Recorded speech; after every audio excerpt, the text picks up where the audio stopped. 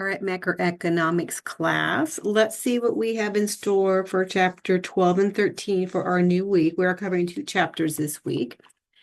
Chapter 12 is aggregate demand and aggregate supply.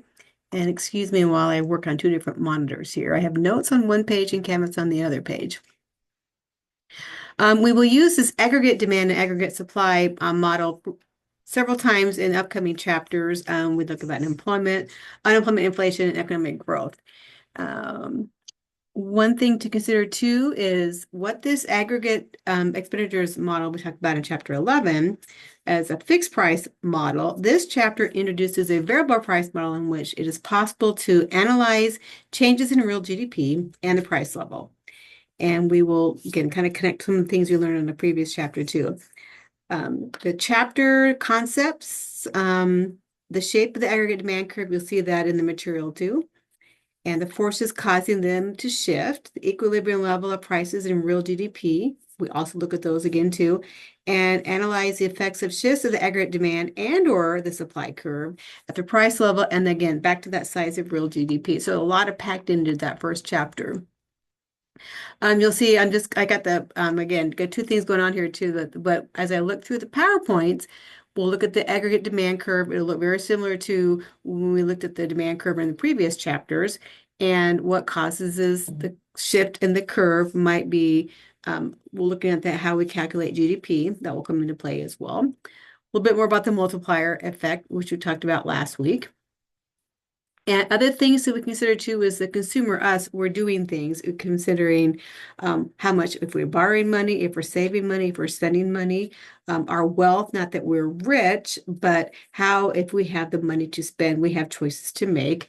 Our expectations, if we hear things in the news that says things are not going well, I may not want to spend so much money, may want to save more money, maybe worry about my job, layoffs, that kind of thing too. If I feel like, the economy looks pretty good because of what they're telling me, then I might be more apt to want to borrow, spend some money too. We have to consider too, when we consider taxes comes into play too. Government spending also, as I try to find ways to keep the economy from going into recession or coming out of recession, government spending will come into play also. And there's also a little bit of discussion on the aggregate supply curve. Again, the curves look the same, it's just aggregate as a whole. Aggregate means the whole. So that is a little bit about chapter 12. And then as we look at chapter 13, which is fiscal policy, deficits, and debt. These are topics we hear all the time in the news. A lot of times the debt and deficit kind of causes some people to have some anxiety because it grows.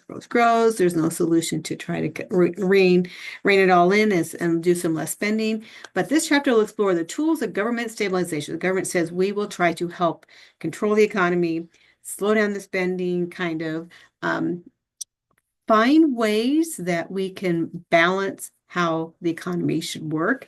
The stabilization policy, aggregate demands, aggregate supply, which we talked about in chapter 12. The fiscal policy measures that automatically adjust government expenditures, tax revenues when the economy moves through the business cycles, whether we're into recession, out of recession. Also, more focus on, recently, the focus has been on fiscal policy to try to improve or stabilize the economy, which there's some goods and bads for that too.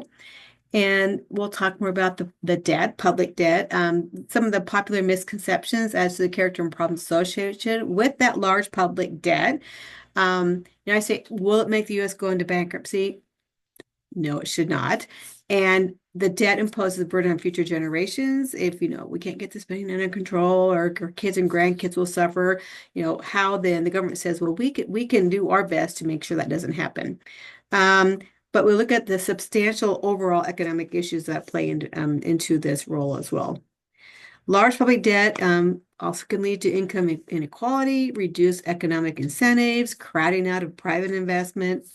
So a lot kind of packed in here too. But I think as you think broad economic terms, these are things that we as American citizens, we hear all the time too. And it might think, okay, all this ADAS curve stuff, let's look to see now, let's apply it to what's going on today. Fiscal policy, government trying to, we spend more money, or we're going to tax more people, how we can actually find the right balance. Try to achieve full employment. There'll never be 0% employment, but that people are working where they should be with the talents they should be. And we can hire people because there are people out there actively looking for better opportunities.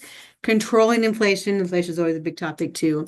How the government tries to control inflation, but in the previous years, it doesn't seem like that's actually kind of worked. But also also with that fiscal policy is to encourage economic growth, whatever that might look like too. If we're trying during a recession, we want to have expansion, increase government spending, which seems kind of counterproductive, but also decrease taxes. Okay, how is that going to help us during the recession? That's the fiscal policy. And then if we were trying to use contractionary fiscal policy, you'll see the terms demand pull inflation. You'll see those probably homework questions too. Is it decreasing government spending? Are we increasing taxes? Is it both? Could we have a budget surplus? Hasn't happened in a while, but that theoretically could happen.